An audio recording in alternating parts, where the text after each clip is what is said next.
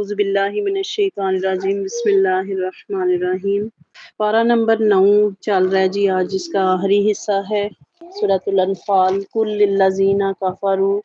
فرما دیجئے حبیب علیہ الصلوۃ والسلام کافروں کو، ان ینتہوا، اگر وہ باز آ جائیں، یغفر لہم ما قد سلفا، تو انہیں بخش دیا جائے گا جو پہلے ہو چکا، وَإِن یعودوا، اور اگر وہ پہلے کرتوت دہرائیں گے، فقد مدت سنت الاولین، تو ہمارا طریقہ پہلے نافرمانوں کے ساتھ گزر چکا ہے۔ وقاتلوہم، اور اے مسلمانوں لڑتے رہو ان سے، حتی لا تکون فتنۃ، یہاں تک کہ کوئی فساد باقی نہ رہے، ویکون الدین کلہ للہ، اور دین پورے کا پورا اللہ کے لیے ہو جائے۔ فَإِنِ انتہوا، اگر وہ باز آ جائیں، فَإِنَّ اللَّهَ، تو اللہ تعالیٰ بما یعملون، جو کچھ وہ کرتے ہیں، بصیر، اس کو دیکھنے والا ہے۔ وَإِن تولوا، اگر وہ روح گردانی کریں، فَاعْلَمُوا، تو جان لو، ان اللہ مولاکم، کہ اللہ تمہارا کارساز ہے، نعم المولا و نعم النصیر، اور وہ کیا ہی بہترین کارساز ہے اور کتنا بہترین مددگار ہے۔ اچھا جی، ان آیات مبارکہ میں پیچھے چونکہ غزوہ بدر کا ذکر ہو رہا تھا اور کفار کی جو ہرزہ سرائیاں کارستانیاں ان کا تذکرہ ہوتا چلا آیا، تو اللہ تعالیٰ کی ذات فرما رہی ہے کہ اے حبیب علیہ الصلوۃ والسلام، اگر یہ کافر باز آ جائیں تو ان کو معاف کر دیا جائے گا جو پہلے ہو چکا ہے، یعنی وہ اپنی ملت پہ رہیں، اپنے عقیدے پہ رہیں، اپنے جو وہ بتوں کی پوجا کرتے رہیں، تو اس کا جو فیصلہ ہے وہ آخرت میں بھگت لیں گے۔ تو دنیا میں وہ اگر مسلمانوں کو تنگ نہ کریں تو مسلمانوں کو بھی حکم ہے کہ ان کو تنگ نہ کیا جائے، لیکن جب مسلمانوں پہ جہاد کی صورت میں فرض ہوتا ہے جب مسلمانوں پہ زمین تنگ کر دی جائے۔ اب دیکھیں جیسے اس کے فلسطین کے حالات ہیں، غزہ کے، تو مسلمان جو حکمران ہیں نا وہ فتوے لیتے پھر رہے ہیں کہ ہمیں کیا کرنا چاہیے، حالانکہ قرآن حکیم سے بڑا فتویٰ کس کا ہے؟ قرآن حکیم نے حکم دیا کہ جب تمہارا مسلمان بہن بھائی تکلیف میں ہو تو تم اس کی وہ مدد کو پہنچو، دامے درمے کلمے سہنے جیسے ہو، جیسے بن پڑے۔ تو ہم بجائے اپنے مسلمان بہن بھائیوں کو پروموٹ کرنے کے، ان کو سپورٹ کرنے کے، ہم یہود و نصارہ کی مدد پہ تلے ہوئے ہیں۔ تو یہ چیز اللہ تعالیٰ کی ذات کیا فرما رہی ہے کہ اگر وہ باز نہیں آئیں گے تو ہمارا بھی طریقہ کار کیا، اللہ مہلت دیتا ہے، چاہے کوئی کافر ہے چاہے کوئی مسلمان کو تو مہلت دی جاتی ہے کہ وہ توبہ کر لے، کافر کو دی جاتی ہے کہ وہ باز آ جائے اپنے کرتوتوں سے۔ تو جب یہ کھاتا چلتا رہے کہ انسان توبہ کی طرف نہ آئے، باز نہ آئے، تو اللہ کا طریقہ کار کیا ہے؟ پھر اللہ فرماتا ہے کہ وہ قومیں ہلاک کر دی جاتی ہیں، برباد کر دی جاتی ہیں، اور اللہ ان کی جگہ نئے لوگوں کو بسا لیتا ہے۔ ہم غور کریں تو ہم سے پہلے کائنات میں کتنے لوگ آئے گئے، یہ جن گھروں میں، جن جگہوں پہ، جن بستیوں میں ہم رہ رہے ہوتے ہیں، وہاں ہم سے پہلے ایسے ایسے نامور لوگ گزرے ہیں جن کا اب نام یاد نہیں ہے کسی کو۔ ہم اپنی جو زندگی گزارے اس پہ غور کریں نا، تو دادا پر دادا سے آگے جا کے ہمیں نام ہی کوئی نہیں آتے۔ تو یہ انسان کی کل وہ زندگی ہے، ہم نیم اور فیم کے لیے کہ ہم مشہور ہو جائیں، ہمارا نام ہو، باقی رہے، باقی اس کا نام رہتا ہے جس کا رب رکھتا ہے۔ تو اللہ تعالیٰ کیا فرما رہا ہے کہ جنگ کرو کافروں سے جب تک فتنہ ختم نہ ہو جائے، یعنی فتنہ ہی ہے نا کہ گھر بیٹھے نہتے مسلمانوں پہ چڑھائی کی جا رہی ہے، ان کے پہلے اسکولوں کو تباہ کیا گیا، پھر ان کے ہسپتالوں کو تباہ کیا گیا، پھر ان کی املاک کو نقصان پہنچایا گیا، پھر ان کے وہ ایئرپورٹ تک برباد کر دیے گئے شیلنگ کر کے، گولہ باری کر کے۔ تو وہ مسلمان تکلیف میں ہوں تو اللہ کا حکم کیا ہے کہ اس وقت تک جنگ کرو جب تک وہ باز نہ آ جائیں۔ تو جو کچھ تم وہ کر رہے ہیں اللہ سب کچھ دیکھ رہا ہے۔ تو اگر روح گردانی کریں تو تمہارا کارساز کون ہے؟ اللہ، یعنی تمہاری کوئی بھی جب مدد نہیں نہ کرے گا تو اللہ مدد کرے گا۔ 10واں پارہ کا آغاز جہاں سے ہو رہا ہے، وَاعْلَمُوا، اور جان لو، انما غنیمتم من شیء، کہ جو کچھ تم مال غنیمت میں حاصل کرو، فَأَنَّ لِلَّهِ خُمُسَهُ وَلِلرَّسُولِ، اس کا 5واں حصہ کس کے لیے ہے؟ اللہ اور اس کے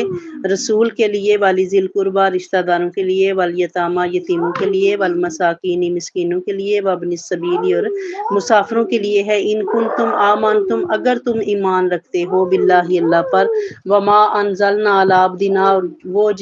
جسے ہم نے اتارا اپنے محبوب بندے پر، یوم الفرقان، فیصلے کے دن، یوم التقى الجمعان، جس روز آمنے سامنے ہوئے دونوں لشکر، واللہ علی کل شیء قدیر، اور اللہ ہر چیز پر قادر ہے۔ یہ آیت مبارکہ کیا ہے کہ مال غنیمت کسے کہتے ہیں؟ وہ مال جو کمائے بغیر انسان کے آتا ہے، یعنی کافروں سے جنگ ہو رہی ہے، دشمن سے جنگ ہو رہی ہے، اور وہ جب مسلمان فتح پا جائیں تو وہ جو مال چھوڑ کے بھاگیں گے کافر،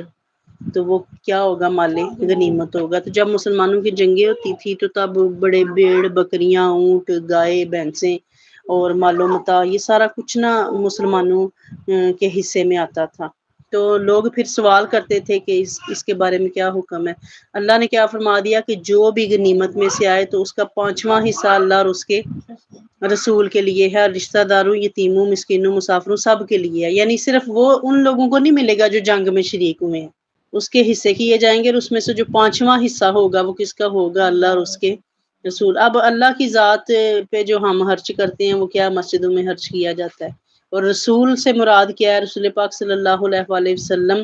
کی ذات والا صفات پہ اللہ تعالیٰ کی ذات نے یہ دیکھیں، ویسے صدقہ زکوٰۃ اللہ تعالیٰ نے اہل بیت پہ حرام فرما دیا، مال غنیمت کا اللہ نے کیا فرما دیا؟ 5واں حصہ جو ہے وہ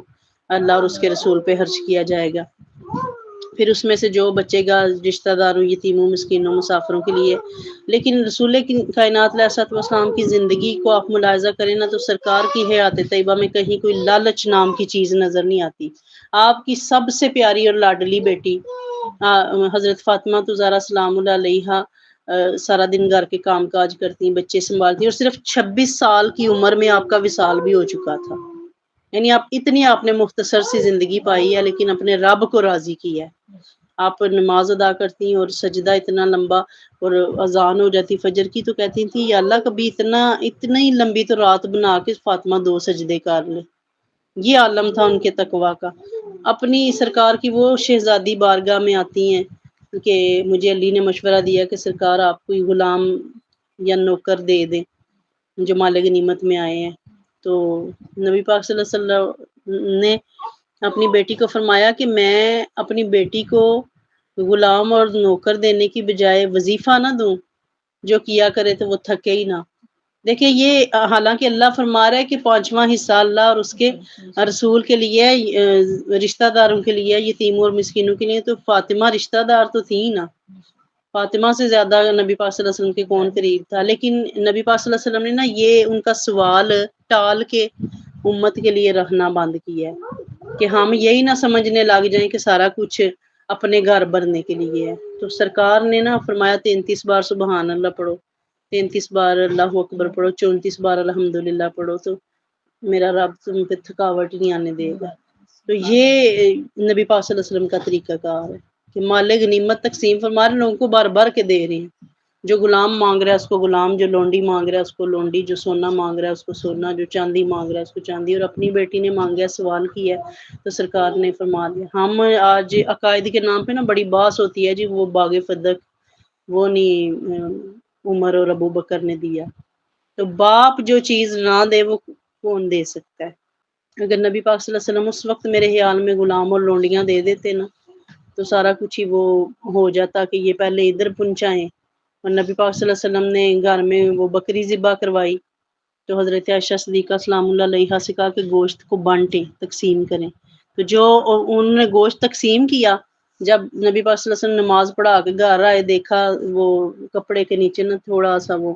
ایک ٹکڑا ایک بوٹی پڑی ہوئی ہے، تو وہ پارچہ ہوگا کوئی پاؤ 1.5 پاؤ کا کہہ لیں، ایک ہی وہ حصہ پڑا ہوا تھا۔ تو نبی پاک صلی اللہ علیہ وسلم نے پوچھا کہ عائشہ کیا بنا اس گوشت کا، تو آپ نے عرض کی کہ سرکار بانٹ دیا ہے اور یہ بچہ ہے۔ آپ نے فرمایا کہ جو بانٹا ہے اصل میں وہ بچہ ہے، یعنی اللہ کی بارگاہ میں وہ قبول ہوا ہے، جو گھر میں پڑا ہوا ہے وہ بچہ نہیں ہے، جو بانٹ دیا ہے وہ بچہ ہے۔ تو یہ نبی پاک صلی اللہ علیہ وسلم کا طریقہ کار تھا۔ اللہ تعالیٰ کی ذات کیا فرما رہی ہے کہ ایزان تم بالعدوۃ الدنیا، جب تم وادی کے نزدیک والے کنارے پہ تھے، وہم بالعدوۃ القصویٰ، وہ لشکر کفار دور والے کنارے پہ تھا، والرکب اسفل منکم، اور تجارتی قافلہ نیچے کی طرف تھا تم سے، ولو تواعدتم لاختلفتم فی المیعاد، اگر تم لڑائی کے لیے وقت مقرر کرتے تو پیچھے رہ جاتے ہیں، ولکن لیقضی اللہ امرا کان مفعولا، یہ جنگ اس لیے تھی تاکہ اللہ دکھائے وہ کام جو ہو کے رہنا تھا، لیہلک من ہلاک عن بینۃ، تاکہ ہلاک ہو جسے ہلاک ہونا ہے دلیل سے، وَيَحْيَى مَنْ حَيَّ عَنْ بَيِّنَةٍ اور زندہ رہے جسے زندہ رہنا ہے دلیل سے، وَإِنَّ اللَّهَ لَسَمِيعٌ عَلِيمٌ اور بے شک اللہ تعالیٰ خوب سننے والا جاننے والا ہے۔ اس یوری کا ہم اللہ یاد رکھو جب اللہ نے دکھایا آپ کو فی منامی کا قلیلہ آپ کو لشکر کفار خواب میں، وَلَوْ أَرَاكَهُمْ كَثِيرًا اگر اللہ نے آپ کو لشکر کفار کثیر تعداد میں دکھایا ہوتا لَفَشِلْتُمْ تو تم ضرور ہمت ہار جاتے، وَلَا تَنَازَعْتُمْ فِي الْأَمْرِ اور آپس میں جھگڑنے لگتے، وَلَٰكِنَّ اللَّهَ سَلَّمَ لیکن اللہ نے تم اس معاملے میں بھی بچا لیا، إِنَّهُ عَلِيمٌ بِذَاتِ الصُّدُورِ بے شک وہ دلوں کے راز جاننے والا ہے۔ اب یہ پیچھے بات جو ہو رہی ہے یہ غزوہ بدر کی بات ہو رہی ہے کہ وہ کافر آ گئے تھے، انہوں نے اونچے اونچے ٹیلے جو ہیں ان پہ قبضہ کر لیا تھا اور مسلمان نچلے حصے پہ تھے، تو جنگ میں ڈیفینیٹلی اس کا پلڑا بھاری ہوتا ہے جو اوپر والے حصے پہ ہوتا ہے، جو نیچے ہوتا ہے اس کے لیے حملے کو سہنا قدرے دشوار ہوتا ہے۔ لیکن اللہ کیا فرما رہا ہے، اللہ نے نا نبی پاک صلی اللہ علیہ وسلم کو خواب میں دکھایا کہ تھوڑے سے کافر ہیں تو مسلمان ان پہ غالب آئیں گے، اور اللہ کیا فرما رہا ہے کہ خواب میں اگر ہم آپ کو زیادہ دکھا دیتے نا وہ لشکر تو مسلمان ہو سکتا ہے کمزور پڑ جاتے۔ تو یہ اللہ نے حوصلے بلند کیے کس چیز سے، مدد کر کے فرشتوں کے ذریعے۔ تو یہ ہے کہ وَإِذْ يُرِيكُمُوهُمْ إِذِ الْتَقَيْتُمْ فِي أَعْيُنِكُمْ قَلِيلًا یاد کرو جب اللہ نے دکھایا تمہیں لشکر کفار جب تمہارا مقابلہ ہوا تمہاری نگاہوں میں قلیل، وَيُقَلِّلُكُمْ فِي أَعْيُنِهِمْ اور قلیل کر دیا تمہیں ان کی نظروں میں، لِيَقْضِيَ اللَّهُ أَمْرًا كَانَ مَفْعُولًا تاکہ اللہ وہ دکھائے جو کام ہو کے رہنا تھا، وَإِلَى اللَّهِ تُرْجَعُ الْأُمُورُ اور سارے معاملات ہی اللہ کی طرف لوٹائے جاتے ہیں۔ صدق اللہ العظیم۔ یہ بار بار ان آیتوں میں اللہ کی اسی نوازش کا ذکر ہو رہا ہے، اسی عنایت کا ذکر ہو رہا ہے کہ غزوہ بدر میں اللہ تعالیٰ نے تاریخی فتح عطا فرمائی مسلمانوں کو، ایسی شاندار فتح دوبارہ کسی قوم کے کسی ملک کے حصے میں نہیں آئی جیسے اللہ تعالیٰ نے اہل مدینہ کو عطا فرمائی تھی۔ تو اللہ تعالیٰ کی ذات ہمیں سمجھنے کی توفیق عطا فرمائے، اللہ پریشان حالوں کی مدد فرمائے۔ وما علینا الا البلاغ۔